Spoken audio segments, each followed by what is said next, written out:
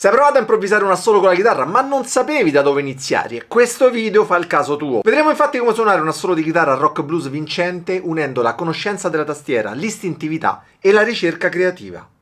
Troppe cose?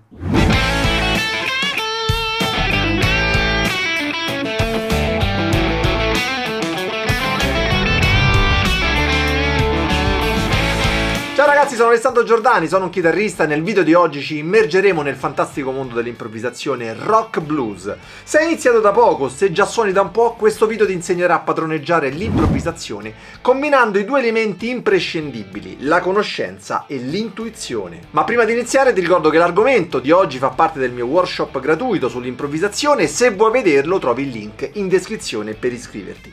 Ma fallo solo dopo aver visto il video. Alla base di ogni assolo che si rispetti deve esserci la conoscenza di 5 tecniche base di cui ho parlato nello scorso video che ti lascio in descrizione. Abbiamo visto come sia fondamentale capire la tonalità, quali sono le scale da utilizzare e come la scala pentatonica sia la tua migliore amica quando si tratta di improvvisare un assolo rock blues. Per cui assicurati di avere familiarità con le scale pentatoniche maggiori e minori perché sono la base per quasi tutti gli assoli. Parliamo di tonalità di accordi. Una volta capita la tonalità del brano, lo step successivo per improvvisare un buon assolo di chitarra è comprendere e memorizzare le progressioni di accordi più comuni.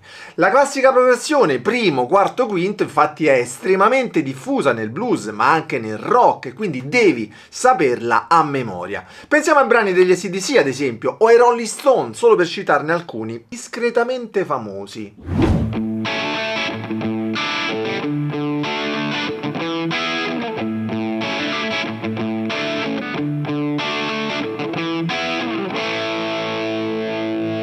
Un'altra progressione molto utilizzata è il primo, settimo bemolle, quarto.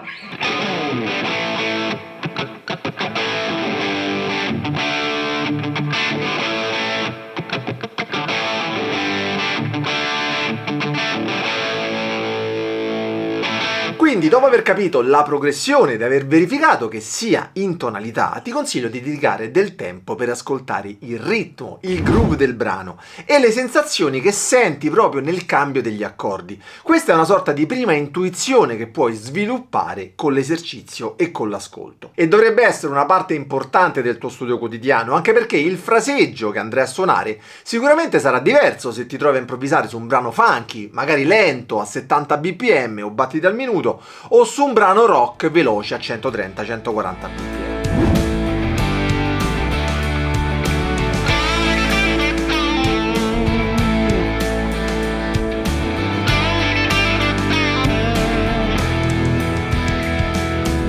Una volta che ti senti a tuo agio con il ritmo, con il groove del brano, scegli la scala pentatonica, ad esempio la pentatonica maggiore, la minore o la scala blues, la scala maggiore di 7 note, l'abbiamo visto nello scorso video, e prova a creare una semplice melodia, un lick o un'idea. Se non parti da questo concetto tanto semplice quanto potente, non andrai avanti e i tuoi assoli risulteranno meccanici. Se non sai come fare te lo spiegherò nel mio workshop gratuito, per cui ricordati di iscriverti per ricevere anche dei bonus esclusivi, trovi il link qui sopra e in descrizione. L'idea è un lick, sono delle brevi frasi, delle idee melodiche che possono essere mescolate e abbinate nei tuoi assoli. Può essere un lick che già conosci, oppure una breve melodia inventata di sana pianta. Ciò che conta è che sia orecchiabile in modo da colpire chi ti ascolta, come questa ad esempio.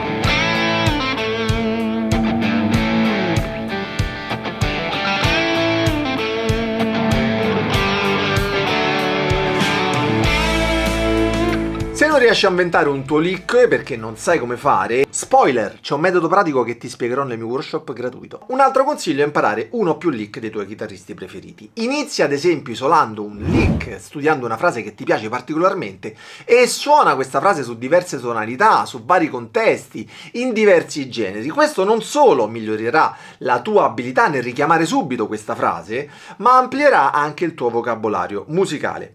Questo ad esempio è un lick che a me piace particolarmente. Perché quindi non usarlo?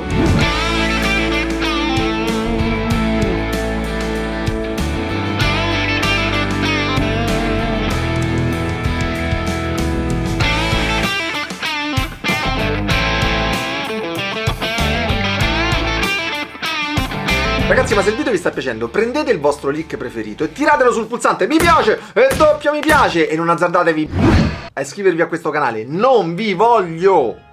Sappiate però che solo a 100.000 iscritti vi dirò perché non dovete iscrivervi al canale.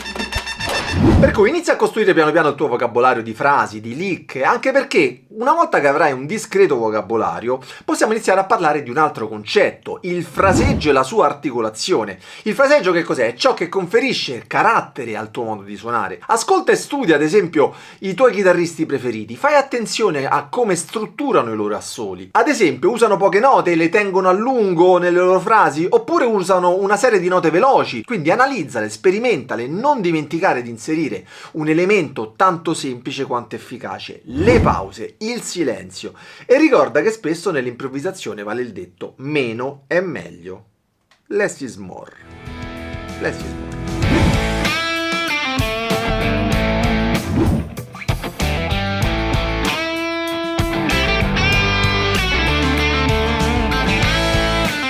Le pause sono infatti come i segni di punteggiatura in un dialogo scritto, in un racconto. Se non ci fossero, non capiresti nulla o faresti molta difficoltà a seguire il discorso. Quindi il passo successivo, quello che ti permette di abbellire il tuo fraseggio, è prendere questa idea e variarla. E uno dei metodi più semplici è aggiungere tutti quegli abbellimenti che ti renderanno un chitarrista migliore, come ad esempio il vibrato, i legati ascendenti e discendenti, lo slide, i trilli. Ascolta questa frase, prima senza e poi suonata con gli abbellimenti.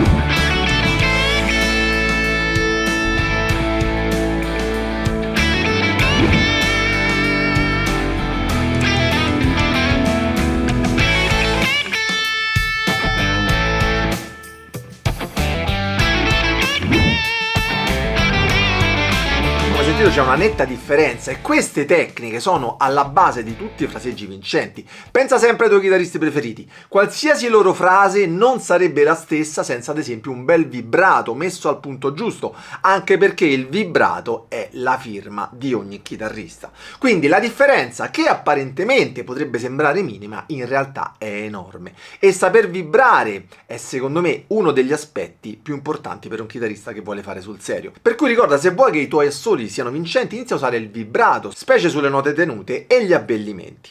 Ma se l'elemento melodico è fondamentale per creare un assolo orecchiabile, c'è un elemento ancora più importante per far presa su chi ti ascolta, ed è il ritmo. Come i pattern ritmici sono indispensabili per accompagnare qualsiasi canzone con la chitarra, anche nell'improvvisazione dobbiamo dare un ritmo al nostro fraseggio, variandolo.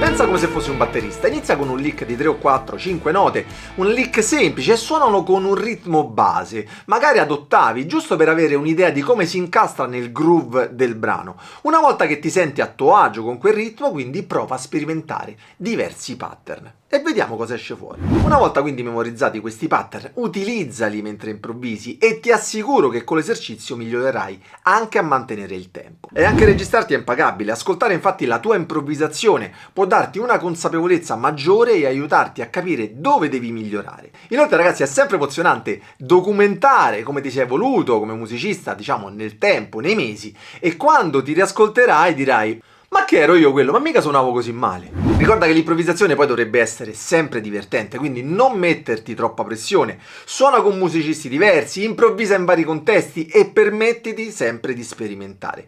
Più ti eserciti, più ti sentirai a tuo agio nell'esprimerti attraverso la musica. Ma tutto questo che ho detto non conta niente se non ti eserciti regolarmente. La costanza infatti è fondamentale. Se durante il giorno hai poco tempo, fai eventualmente delle sessioni di studio brevi, ma falle, mi raccomando, tutti i giorni. Non ha senso infatti suonare un'ora, 2 ore, magari solo una volta alla settimana e poi non toccare più la chitarra.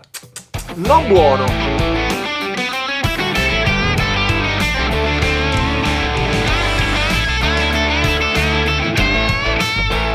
Se vuoi migliorare devi capire che lo studio della musica e della chitarra richiede tempo. La buona notizia però è che se ti applichi e soprattutto se hai un metodo vedrai sicuramente dei miglioramenti. Per cui stabilisci degli obiettivi raggiungibili, ad esempio 10 minuti tutti i giorni. Se non sai come fare ti suggerisco di cliccare il link qui sopra, ricordati di accedere al mio workshop gratuito dove approfondiremo quanto visto oggi. Ragazzi vi aspetto, buona musica!